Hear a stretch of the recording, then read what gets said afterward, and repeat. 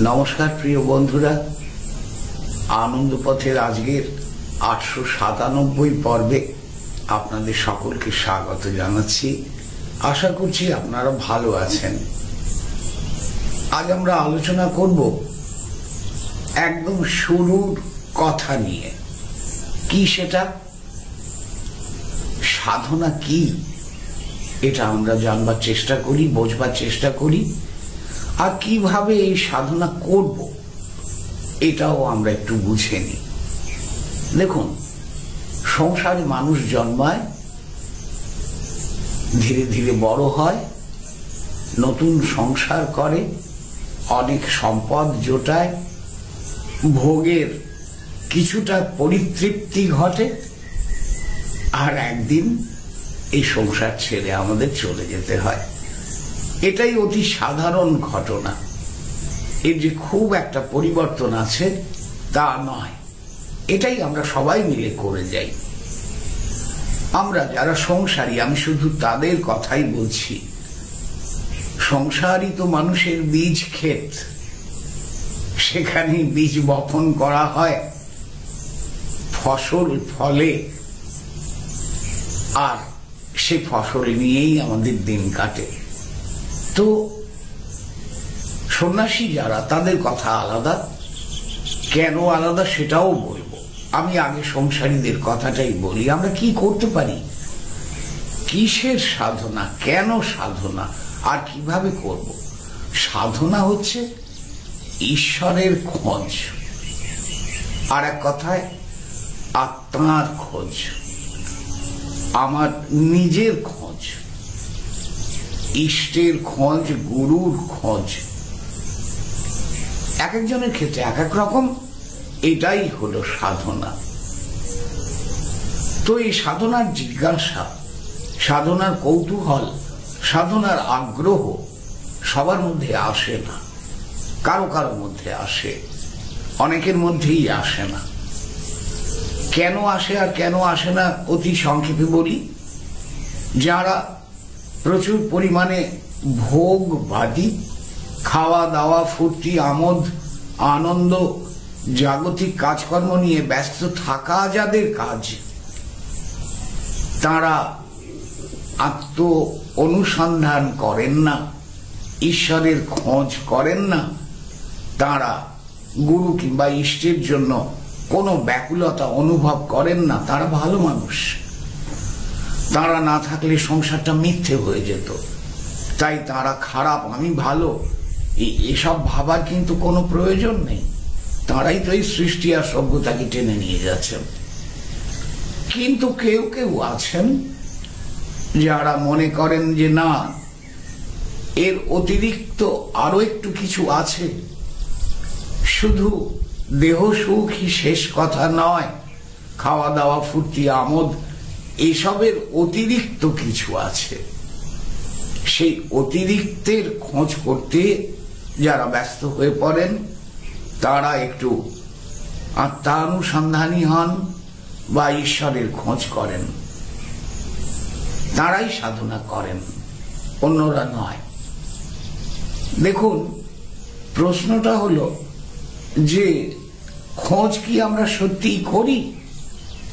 আমরা একটু চেষ্টা করি এই পর্যন্ত, কিন্তু সত্যি সত্যি ঈশ্বরের জন্য ব্যাকুল হচ্ছি কে? এই সত্যি আর মিথ্যের সীমারেখা দারুণ কঠিন। তাই এসবের জটিল আলোচনায় যাব না। শুধু এইটুকু বলতে পারি, আমাদের কারো কারো মধ্যে এই আগ্রহটা জেগে ওঠে। আমরা চেষ্টা করি তাকে জানার, তাকে বোঝার, তাকে সঙ্গে পাবার, তার কৃপা পাবার। এই তার খোঁজটাই সাধনা, তাকে খোঁজার চেষ্টাটাই সাধনা। আপনি বলতে পারেন, খুঁজে কি লাভ? খুঁজে তো পাবো না, তাকে পাওয়া যায় না, শুধু শুধু খুঁজতে যাব কেন? এটা যদি আপনার আন্তরিকভাবেই মনে হয় যে কেন খুঁজতে যাব, তাহলে খুঁজবেন না। কেউ আপনাকে জোর করে খোঁজাবে না, এটা আপনার অন্তরের ব্যাপার। যদি মনে হয় যে না, আমার খোঁজা দরকার, খুঁজবেন। যার দরকার নেই তিনি খুঁজবেন না। বেশ, তাহলে ঈশ্বর বা আত্মা বা আত্মপরিচয়, একে জানার চেষ্টা, এক কথায় তাকেই আমরা সাধনা বলি। ঠিক আছে, এবার দ্বিতীয় প্রশ্নে চলে আসছি যে সাধনা কিভাবে করব। বুঝলাম আমার মধ্যে একটুখানি ইচ্ছে জেগে উঠছে, চাল ডাল তেল নুনের বাইরে আরো কিছু আছে, আমি তাকে জানতে চাই কিভাবে করব। আমি ঘর ছেড়ে বাইরে বেরিয়ে যে সাধনা তার কথা তো বলছি না, আমরা সংসারীরা কেমন করে সাধনা করব, আসুন সেই ব্যাপারটুকু বুঝে নিই। সংসারীদের সাধনার ক্ষেত্রে প্রথম যে সহজ শর্তটি রয়েছে তা হলো পূজা পাঠ। সবচেয়ে সহজ কাজ তাঁর পূজা করা, দুবেলা ফুল চন্দন নৈবেদ্য ধূপ দীপ দিয়ে তাঁর পূজা করা। এই পূজা করলে কি হবে? পূজা করলে ধীরে ধীরে তাঁর প্রতি অনুরাগ বাড়বে, ভালোবাসা আসবে, টান বাড়বে। এটাই সবচেয়ে বড় লাভ। আপনি নিয়ম মাফিক পুজো করছেন, একেবারেই প্রথাগত ভাবে তাকে একটু ফুল দিয়ে চন্দন দিয়ে সাজিয়ে দিলেন, ধূপদীপ জেলে বসেছেন, নৈবেদ্যও সাজিয়ে দিয়েছেন। এবার ফুল, বেলপাতা, তুলসী ইত্যাদি দিয়ে সুন্দর করে সাজিয়ে তাকে নৈবেদ্য নিবেদন করে অনুরোধ করছেন যে তুমি এটুকু নাও, তুমি গ্রহণ করো। এই আমার পূজা, এই আমার চেষ্টা, এই আমার সাধনা। এমন তো এতে কাজ হয়। ওই যে বললাম, ক্রমশ তার প্রতি টান বাড়বে, অনুরাগ বাড়বে, ভালোবাসা আসবে, এতেও আপনি অগ্রসর হবেন। এর পরের কাজ আসে স্তব, স্তোত্র পাঠ। স্তব স্তোত্র কি, একটু মানেগুলো বোঝবার চেষ্টা করবেন। স্তব স্তোত্রে তো সংস্কৃততে লেখা থাকে, সেজন্য আমি বললাম মানে বোঝবার চেষ্টা করবেন। তো সেগুলো তার গুণগান, তার নানা রূপের, নানা ভাবের, নানা কাজের বর্ণনা আর আমার প্রার্থনা, এই মিলিয়ে স্তব বা স্তোত্র। এখন এই স্তব বা স্তোত্র একদম না বুঝে যদি কেউ পড়েন তাতেও কাজ হবে, কিন্তু কম কাজ হবে, অর্থটুকু বুঝলে ভালো।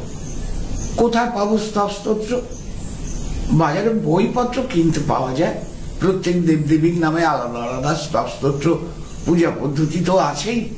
এছাড়াও আপনি স্তবমালিকা, স্তোত্রমালা, নিত্য পূজা বিধি, এইসব বইগুলো দেখবেন, সেখানে বিভিন্ন দেব দেবীর স্তব স্তোত্র, পূজা মন্ত্র, প্রণাম মন্ত্র, প্রার্থনা মন্ত্র সব দিয়ে দেওয়া থাকে।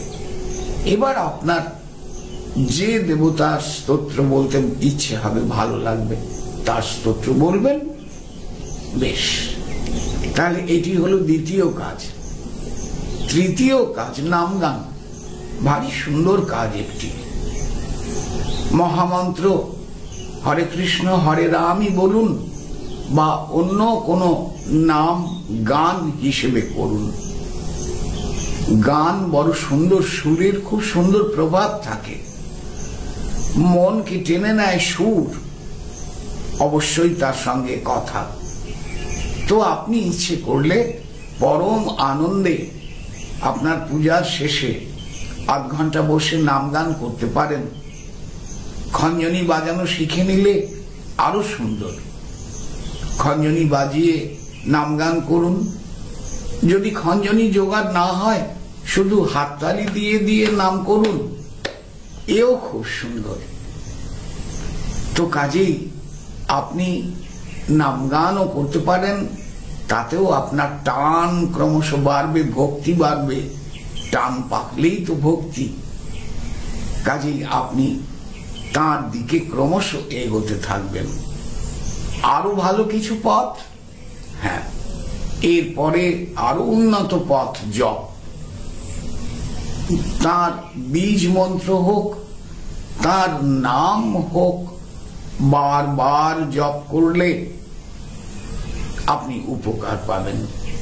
কিন্তু জপটা একটু বেশি মাত্রায় করতে হয়, সামান্য জপ করলে খুব একটা ফল পাওয়া যায় না। আপনি বলবেন কেন? তার কারণ আমাদের মন তো চঞ্চল। দুটো দিন পরে মন নিয়ে কথা বলবো। মন এত চঞ্চল যে আমরা জপ করতে বসে অন্য সব কথা ভাবি, তো তাই ফলটা কম পাই। একটু বেশি সংখ্যায় জপ করবেন, 1000 খানিক, 2 কিংবা 5000, এগুলো যদি করতে পারেন তাহলে ফলটা বেশি ভালো পাবেন। ওই 11টা 12টা জপ করে কিন্তু কোনো কাজ হয় না। তাই অন্তত 108টা করবেন, তার নিচে কখনোই করবেন না। আর 108টাকে বাড়িয়ে 1008-এ নিয়ে আসুন, সেটা অনেক বেশি ভালো হবে। বেশ, জপ। জপের পর আরো উন্নত কিছু আছে, হ্যাঁ, অনুক্ষণ তাঁর চিন্তা, একে বলে ধ্যান। সর্বক্ষণ তাঁর চিন্তা করার নামই হচ্ছে ধ্যান করা। ধ্যান মানে অনেক পদ্ধতি আছে ধ্যানের, সেসব নিয়ে আমি আলোচনায় যাব না। আপনার আমার জন্য সাধারণভাবে ধ্যান হচ্ছে মেরুদণ্ডটি টান করে বসে চোখ বুজে তার কথা ভাবা। যত বেশি করে তার কথা চিন্তা করতে পারবো, তত বেশি করে আমার ধ্যান সুন্দর হবে। যত এক টান মনা হতে পারবো, তত বেশি ধ্যান সুন্দর হবে। যত বেশি অন্য সব চিন্তা বাদ দিয়ে শুধু তার চিন্তাটুকু করব, তখনই কিন্তু প্রকৃত ধ্যান হবে। আর একটা কথা মনে রাখবেন, মেরুদণ্ডটি সোজা রাখা চাই, এটা খুব জরুরি শর্ত। মেরুদণ্ডের ভেতর দিয়ে অসংখ্য সূক্ষ্ম নাড়ি বা নার্ভ মস্তিষ্ক থেকে নিচের দিকে নেমে গেছে, মেরুদণ্ডের ভেতর দিয়েই সেগুলো গেছে। আপনি আমি যদি কুঁজো হয়ে বসে কাজগুলো করি, তাতে শরীরের মধ্যে আধ্যাত্মিক তরঙ্গ কাজ করতে পারে না। তাই মেরুদণ্ডটাকে সোজা রাখার অভ্যেস করবেন, চেষ্টা করবেন। প্রথম প্রথম কষ্ট হবে, কিন্তু আপনি বারবার চেষ্টা করলে নিশ্চয়ই সেটা আপনার সহজ হয়ে আসবে। তাহলে এই হলো সাধনা কিভাবে করব সেই কথার আলোচনা। কিভাবে তাহলে সাধনার কথা বলে শেষ করি। 1 পূজা, 2 পাঠ, স্তব স্তোত্র পাঠ, 3 নামগান, 4 জপ, আর 5 ধ্যান। এই 5টি কাজের মধ্যে যেটি যেটি আপনার ভালো লাগে, যেটি যেটিতে আপনি আকর্ষণ অনুভব করবেন, স্বচ্ছন্দ অনুভব করবেন, সেইটুকু করবেন। এর মধ্য দিয়েই আপনার অগ্রগতি ঘটবে। আপনি ক্রমশ এগিয়ে যাবেন এবং জীবনের সার্থকতা আশা করি খুঁজে পাবেন। আচ্ছা, এখানেই কি সবকিছু? না বন্ধু, এর সঙ্গে থাকে কাপড়ের আসন নয়, কোন আসনে আপনি বসছেন। একটা দৃঢ় আসন আপনার দরকার পড়ে, অন্যদিন আলোচনা করব। আপনার দরকার পড়ে আপনি কিভাবে শান্ত মনে কাজ করবেন, মনকে স্থির করার পদ্ধতি, সেটাও একটা দরকারি কথা। এগুলো পরে পরে আলোচনা করব। আরেকটি গুরুত্বপূর্ণ কথা, অনেকেই হয়তো ক্ষুণ্ণ হচ্ছেন যে কই ক্রিয়াযোগের কথা তো বললাম না। বন্ধু, অনেক কথা, পরে আর একটা দিন বলবো। 3টে বিষয় পরপর এরপরে এগিয়ে নিয়ে যাবার চেষ্টা করব। যে ধ্যান জপ করব, পূজা করব, না ক্রিয়াযোগ অভ্যাস করব, সেগুলো নিয়েও আমরা আলোচনা করব। আশা করি এই একটি প্রাথমিক ব্যাপার নতুন করে মনে করিয়ে দেবার এই চেষ্টাটা আপনাদের উপকারে আসবে। সকলকে ধন্যবাদ জানাই, সকলকে নমস্কার জানিয়ে আজকের মতো এখানেই শেষ করলাম।